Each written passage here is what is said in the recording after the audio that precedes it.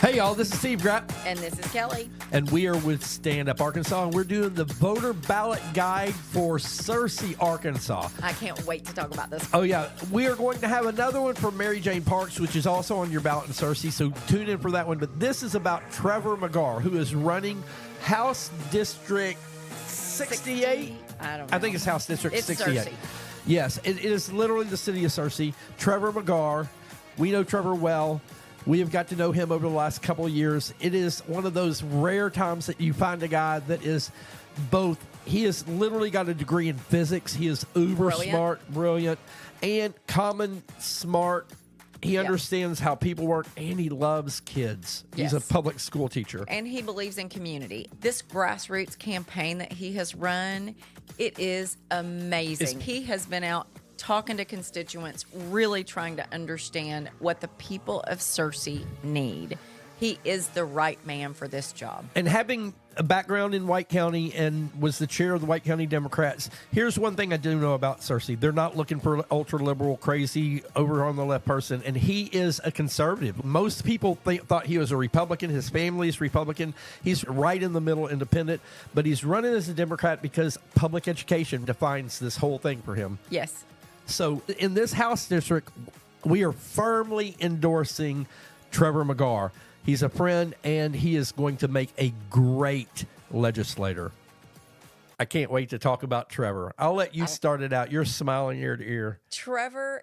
When Trevor said, he debated about, do I run for office? Do I not run for office? And we were so excited when he finally said, I'm going to do it. It's a big step. He's a public school teacher. And he put himself out there because he is so fiercely passionate about public education.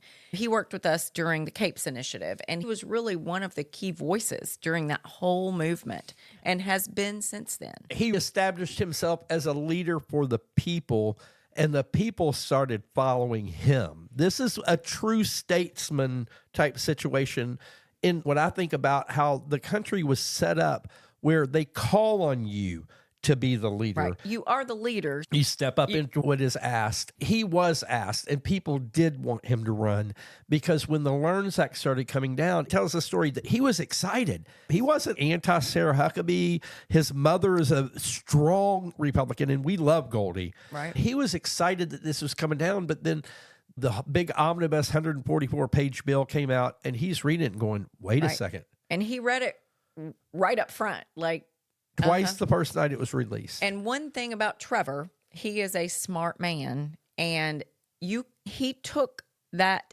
bill and identified the good things about it and some things that are really bad. Then he joined the fight.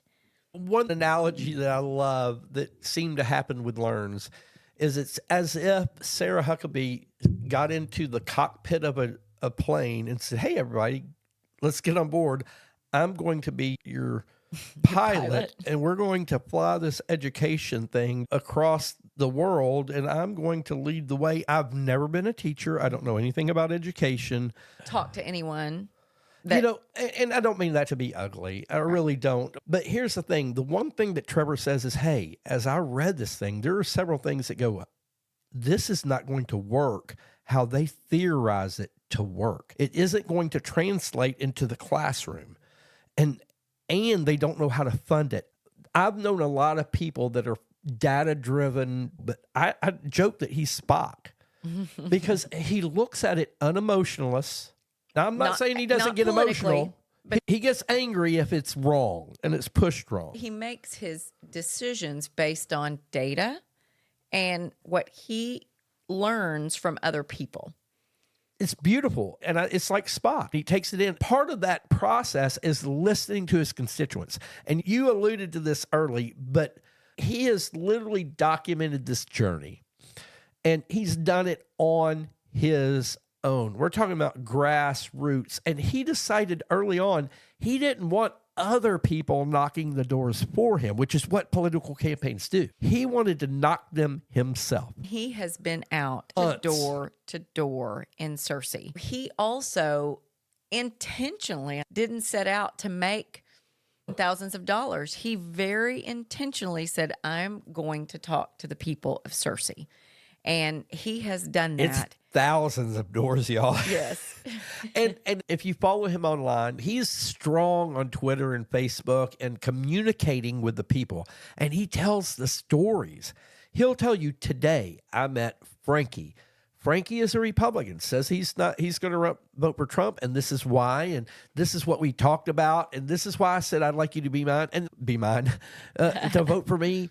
And sometimes they win, and sometimes he loses, and sometimes they still walk away disagreeing, but they Always respectful. Yes, every time. And he respects their story too. Mm-hmm. And he accurately tells us. It's not like he tries to slant it. I'm bad about that. Like, you slant it how you want people to see your story.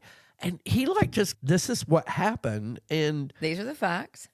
And that's the type of person I think we need in the General Assembly. Mm-hmm. We've worked with him on an organizational level, where he's been on committees with us, where he's been the one that had to do research and have to come up with solutions. And he's real good about identifying problems, but then coming up with solutions and working through ramifications. I got to spend the afternoon with his mom. Go ahead. Yeah. And that was the biggest eye-opener for me. Trevor's a great guy, smart guy.